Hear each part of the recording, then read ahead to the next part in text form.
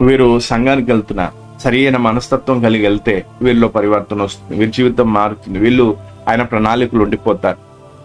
కాబట్టి వీరికి ఆత్మానుసారమైన మనసు ఉండకుండా శరీరానుసారమైన మనసుని తీసుకుని రావాలి.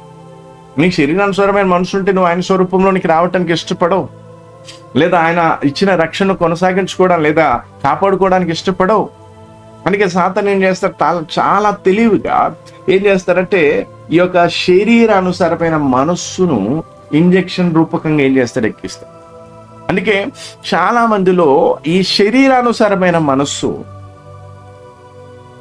ఆత్మానుసారమైన మనసు లేదు. ఆత్మానుసారమైన మనస్సు ఉంటే ఏమవుతుంది, శరీరం గురించిన చింత, శరీరం గురించిన ఆందోళన, భయము లేదా కలవరాలు ఇవన్నీ కూడా ఉండవు, చింత ఇవన్నీ ఉండవు. ఏముంటుందంటే ఇదిగో నా దేవుడు నాకున్నాడు అని విశ్వాసం, ఒక భరోసా, ఒక నిరీక్షణ, దేవుడి మీద ఆధారపడే జీవితం అది వేరే ఉంటుంది.